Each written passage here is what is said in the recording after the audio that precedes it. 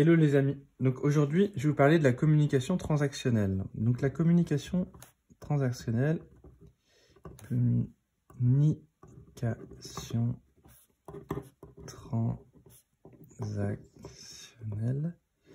La communication transactionnelle en fait c'est le fait d'avoir un positionnement spécifique, créer un autre positionnement.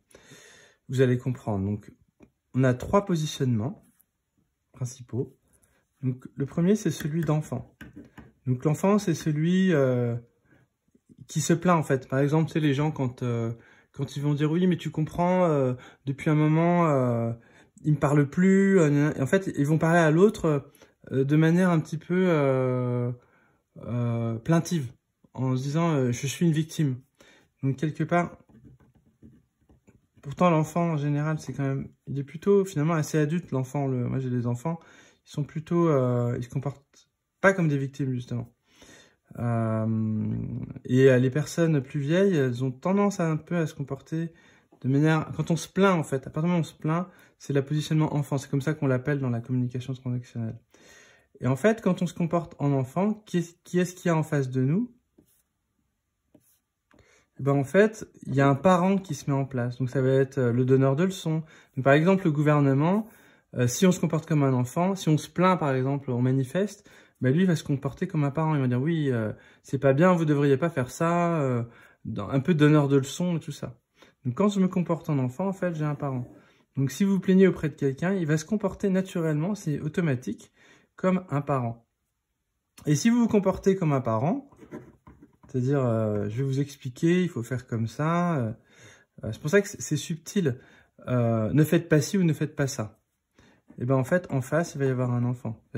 Tu devrais peut-être pas aller là, tu devrais peut-être pas faire ce métier, tu devrais peut-être pas le parent. Ben, l'autre, ça veut dire qu'on le considère comme un enfant. C'est-à-dire que, en gros, il n'est pas capable de réfléchir par lui-même. Donc, quand je me positionne en parent, ben en fait, je positionne l'autre en tant qu'enfant. Et ensuite, ben, qu'est-ce qui fait que, qu'est-ce qu'il y a au milieu? En fait, c'est l'adulte. C'est comme ça qu'on l'appelle dans le positionnement de la... juste, hop, adulte. L'adulte ici. Et ben en fait, quand on parle comme un adulte, en face, on a quoi? On a un adulte. Donc là, c'est le responsable. Voilà, là, c'est le responsable. Et là, on va dire, c'est un peu, il y a un côté surveillant. Ouais. Il y a un côté, c'est lui qui il surveille si vous faites bien, en fait. Quand vous êtes parent, vous surveillez un peu votre enfant. Quand vous êtes, et je vous assure que quand vous parlez de cette manière-là à vos enfants, ben, ils se comportent aussi de cette manière-là. Pas toujours, bien sûr, parce que c'est des enfants. Mais quand vous vous adressez à quelqu'un de manière responsable, normalement, il doit se positionner en responsable. Il se peut aussi, alors des fois, on essaie de parler de cette manière-là, donc adulte, c'est responsable, donc c'est la position juste, en fait, pour communiquer entre adultes, en tout cas. C'est vrai que de temps en temps, c'est important que le parent soit parent et que l'enfant soit enfant. Les enfants ne sont pas des adultes. Mais quand on est entre adultes, normalement, on devrait parler entre adultes. Donc ça veut dire que là, il n'y a pas de conflit, en fait. Ça, c'est sans conflit, cette ligne-là. À partir du moment où il y a un conflit, eh ben, c'est soit là, c'est le père qui n'est pas content ou l'enfant qui n'est pas content vis-à-vis du père ou de la mère. Voilà. Donc, en responsable, on s'en fiche. On cherche... Et donc là, il y a un désir de contrôle aussi. Donc, le gouvernement, par exemple, se comporte en parent avec la société. Il prend les gens pour des enfants. Et il y a des gens qui ont envie d'être considérés comme des adultes. Ceux qui manifestent aujourd'hui, finalement, ils manifestent pour leur liberté. Ils manifestent pas pour demander quoi que ce soit. Ils disent non, on a le droit de manifester, on le fait pour nous. Donc, du coup, eux, ils se positionnent en adultes. Et du coup, ce qu'ils veulent, c'est qu'il y ait des adultes en face d'eux, pas des parents. Donc, et si on se comporte comme un enfant, c'est-à-dire on se plaint. Donc si par exemple, quand, je sais pas, même, quand on est en train de se plaindre, en fait, l'autre en face, il aura envie de nous donner des conseils, de nous dire ce qu'il faut faire, de nous dire ce qu'il faut pas faire. Là, un adulte, lui, il a une position de coach, en fait. C'est-à-dire, le coach, en fait, il donne pas de conseils. Ouais. Ça, c'est le conseiller ici. Un coach, il fait parler, il écoute, il est attentif, il est bienveillant, voilà. Il a juste envie que la personne puisse s'exprimer tranquillement. et libérer ces trucs. Mais il cherche pas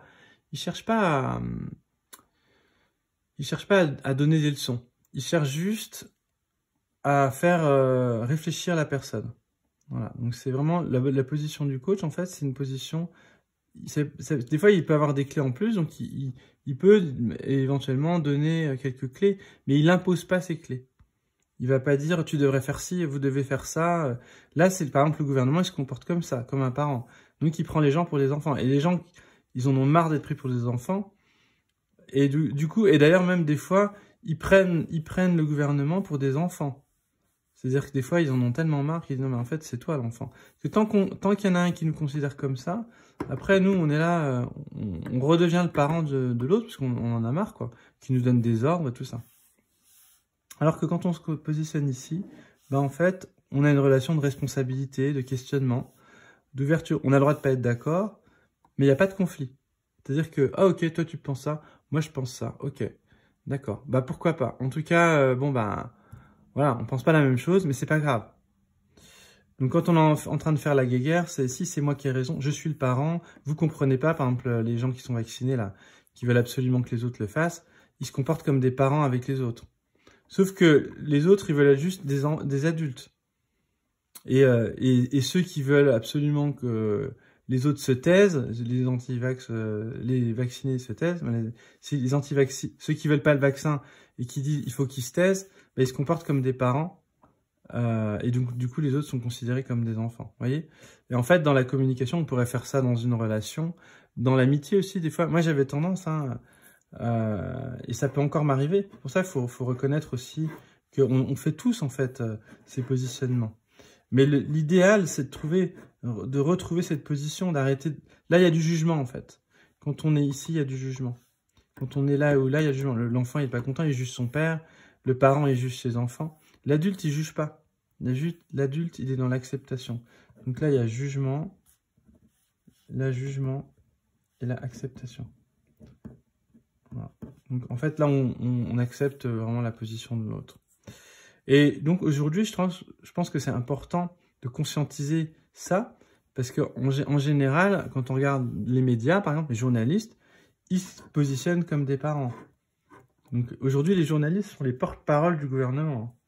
Parce que si vous enlevez les médias, et le gouvernement, il perd son pouvoir. Aujourd'hui, les médias sont vraiment devenus l'outil de communication principal pour faire passer un message du gouvernement. Parce que tout le monde est d'accord, les journalistes disent « bah oui, il faut le faire ». Puis du coup, ah bah ouais, puis alors du coup, les gens qui écoutent, les enfants qui écoutent les parents, ils disent « ah bah moi j'écoute bien, je suis un bon élève, hein. Il faut bien le faire » et tout ça. Alors qu'en fait, dans l'idéal, c'est de se poser des questions et puis de dire « ok, pourquoi pas? Est-ce que c'est bon? Est-ce que c'est pas bon? » On se pose la question, on en discute, mais on peut pas interdire ou obliger. Si on oblige, là, on se considère comme un parent, même un parent autoritaire. Voilà pour cette vidéo, j'espère que ça vous a parlé, et donc je vous dis à très bientôt, à demain. Ciao les amis.